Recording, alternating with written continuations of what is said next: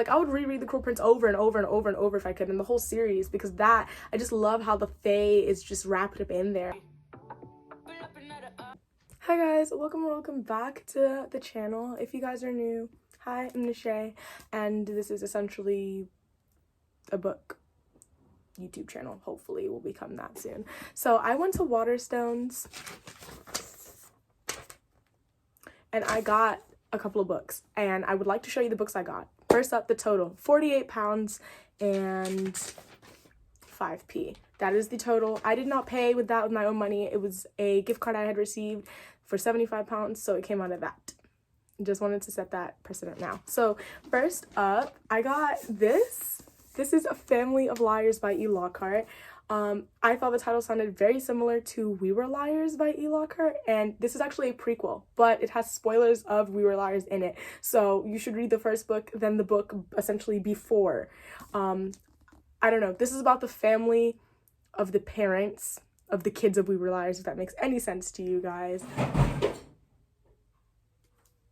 Okay, I have no idea what that noise was, and I'm very sorry for the interruption, but this is a signed copy. Oh my lord.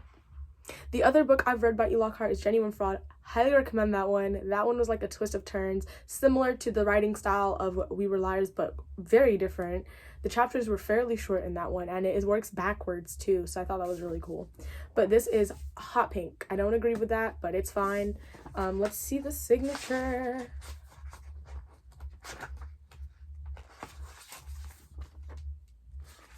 Would you look at that?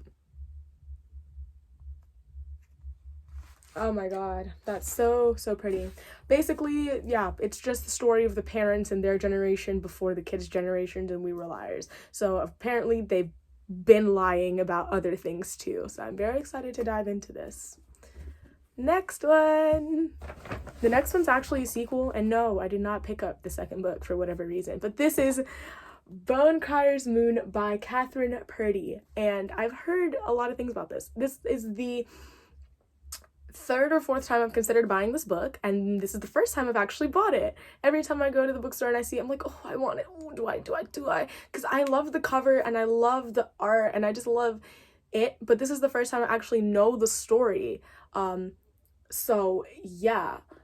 There are people called bone criers, and they are supposed to kill their soulmate to basically become a bone crier. And that is her job, this wonderful lady here. And then this man, his dad was killed by a bone crier. So he is going to kill the bone crier that's supposed to kill him. So there you have a bone crier a person who's supposed to become a bone crier.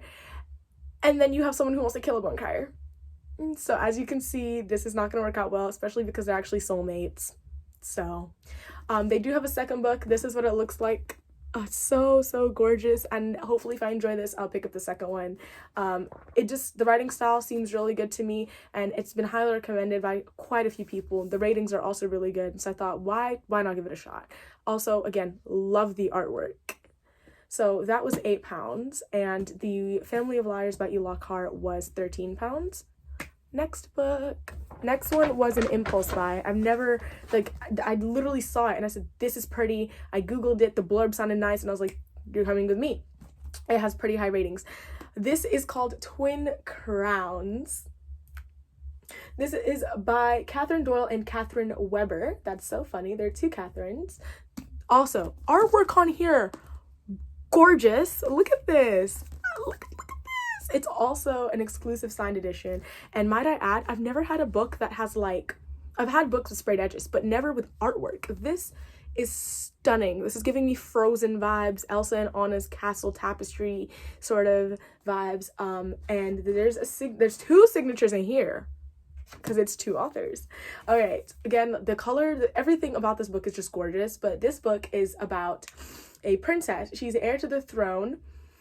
She was trained from birth to fear the witches that killed her parents, and stolen from the palace at birth, Wren Greenrock is the secret sister no one knows about, so the twin sister. She plots to usurp the princess in order to protect the witches of Ortha who raised her. So it's a battle for the crown of Ina. Where will your allegiances lie? I do not know yet. I hope I will find out though. So you've got a princess who's raised to fear witches, and then you've got the secret twin sister no one knows about, who was raised by those same witches, who plans to take the throne from the sister. There you go, guys. Oh my god.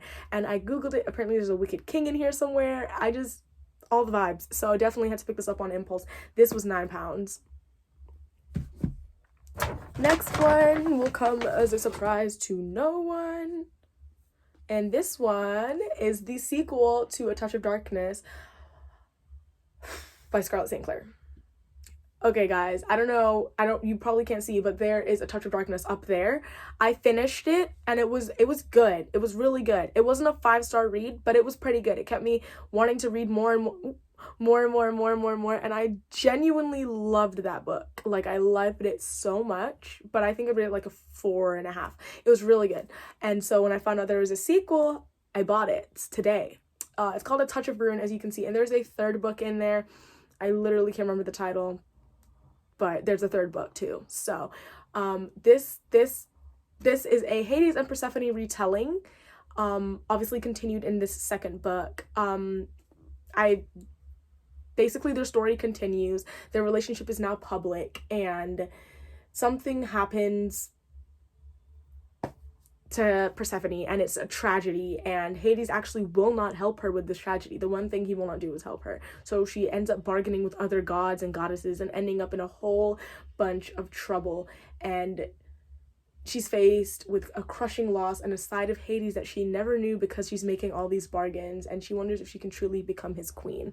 So apparently she makes more bargains. In the first book, she makes bargains with Hades and ends up falling in love with him, and her mom disagrees, and it's a whole thing, but they're still together, and now she's making more bargains. So hopefully they do end up together, because the couple is just so cute. They're really cute. I do ship them. But you guys should definitely read A Touch of Darkness and hopefully A Touch of Ruin. The last book. Oh my goodness, the last book. Oh my gosh. This is Dark and Hollow Star by Ashley Shuttleworth. Again, I think I picked all the covers today, all the books today based off of their covers, because look at this one. Also stunning. There's no words for how gorgeous this book is. There's literally no words. Look at it. Oh my gosh, like, I don't know what she is, but she looks hot. She's so gorgeous. So, yeah, I googled this one also, and it's for fans of The Cruel Prince and Red Queen, I believe. So this is the half-fae outcast, desperate for acceptance, the tempestuous fury hell-bent on revenge, the dutiful prince determined to earn his place, and the brooding guardian burdened by a terrible secret. So apparently all of those people I just listed hold a key to solving a series of murders that threaten to expose fairies to the human world. But they cannot do it alone. To track down the killer, they will have to form a tenuous alliance, putting their differences and conflicts aside. Failure risks the destruction of the fairy and human worlds alike, and time is running out. Literally, after reading The Cruel Prince, I literally really got into fae. I haven't read another fae book, I don't believe, until now, apparently. This is £9 also. Can I just say that this book seems so good, like so good. Like, I would reread The Cruel Prince over and over if I could, in the whole series, because I just love how the fae is just wrapped up in there. I've never read a fae book before then. I'm hoping this it gives all. The words are quite small in here. They're really small, so it's a lot to read. This is a pretty thick book, but it is floppy. I do like the floppy books more, just so I don't like really bend the binding, because when it's stiff, you do risk creasing the binding, and that's something I hate. So I love this. This is gorgeous. So these are all the books I got today. I do have quite a few books to read already on my shelf. I'm currently reading Ugly Love by Colleen Hoover. I should finish that later tonight or tomorrow morning. And look at all these. I'm super duper excited to read literally all of these. Hopefully I can get to them by the end of June, like finish all of these by the end of June, and then I can post reviews for all of them, because literally look at them. They're all so gorgeous and also pretty. So I went to the WATERSTONES in Piccadilly. Hopefully you guys know where that is. It's not too far from South London. It's literally like a 30-minute bus ride. You can't even tell. But yeah, those are all the books that I got today, and I am in love with all of them. Hopefully I get to read all of them soon. I wish I could read them all at once, but I can't. So I hope you guys liked this video. If you did, give it a big thumbs up, subscribe, and comment down below any books that you picked up from the bookstore recently, or if you see any books that you would like to read that I bought today. All right, guys, bye.